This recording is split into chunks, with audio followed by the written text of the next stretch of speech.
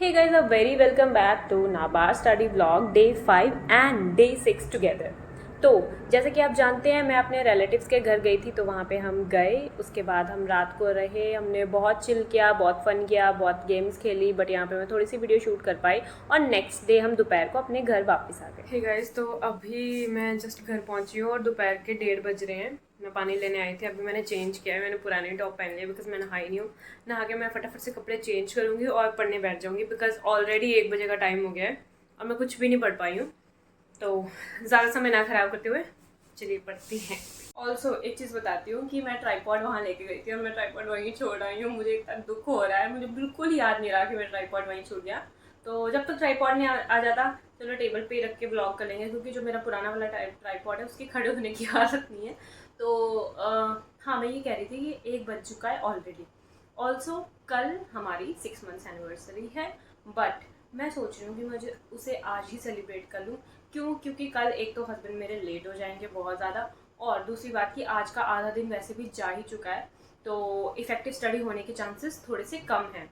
तो इससे अच्छा कि जो हाफ डे बचा है इसको भी मैं एनिवर्सरी की जो थोड़ी बहुत डेकोरेशन है उनको करने में लगा दूँ, थोड़ा सा पढ़ लूँ, और कल फिर मैं फ्री हो जाऊँगी इस चीज़ से, एनिवर्सरी सेलिब्रेशन से भी, और कल से फिर मैं पूरी तरह से पढ़ पाऊँगी। तो यहाँ पे मैं पहले नहाऊँगी, फिर पढ़ूँगी, फिर 3 बजे पूरा मैं सेलिब्रेशंस की तैयारी वगैरह में लग जाऊँगी।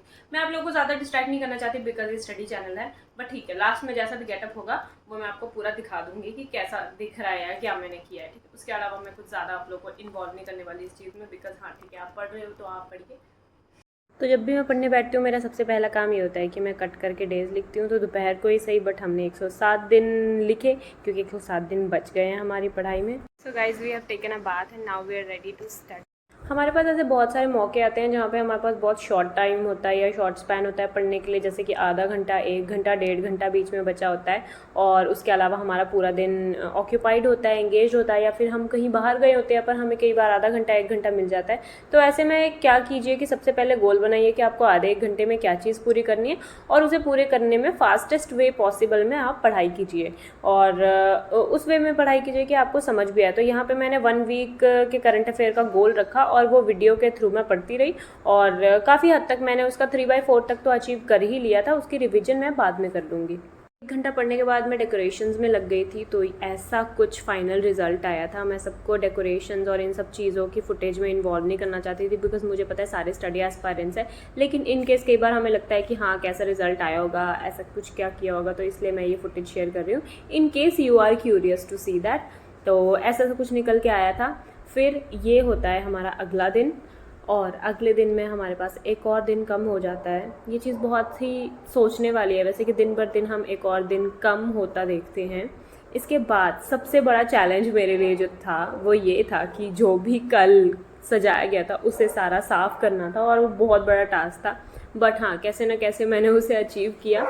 तो क्योंकि हमने सुबह उठ के सबसे पहले सफाई की थी, बहुत तेज़ भूख लग रही थी और खाना कुछ भी नहीं था, तो यहाँ पे फ़िलहाल मैंने केक खाने को प्रायोरिटी दी और मैंने केक खाया। हाँ केक टेस्टी था, बट इसकी कुछ डेकोरेशन ना अच्छी नहीं थी, तो मैंने ये बिस्किट विस्किट खुद ही लगाए थे।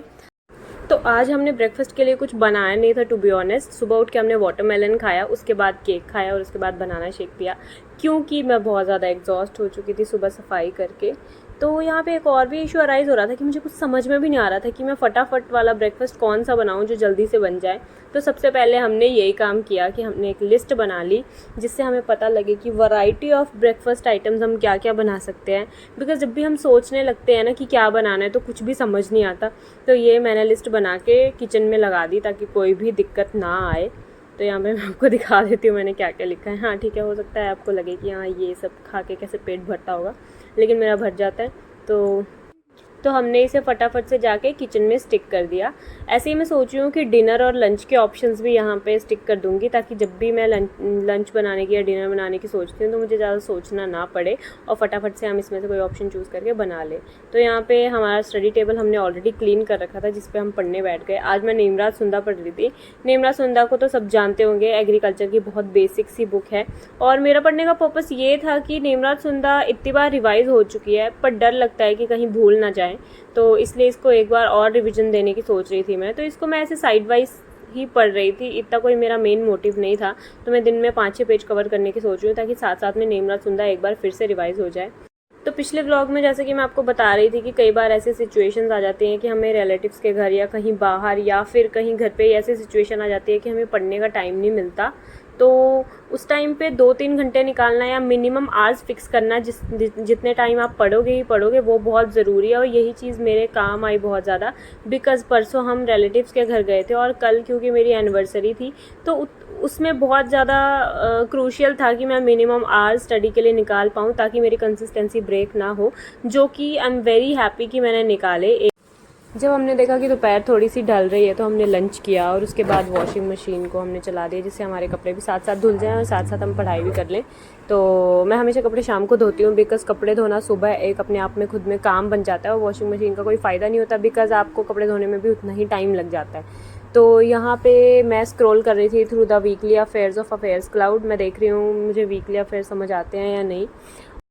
शाम ऑलरेडी हो चुकी थी और मेरा अभी फर्स्ट करंट अफेयर्स का कोटा ही पूरा हो रहा था। मैं दिन में 2 करंट अफेयर्स के चंक्स निकालती हूँ, बट अभी मेरा एक ही चंक निकल रहा था। मैंने आपको पहले ही बताया था कि बैकलॉग वाला चंक, तो मैं बैकलॉग वाला चंक पहले निकाल रही थी और करंट वाला अभी तक मैंने किया नहीं था।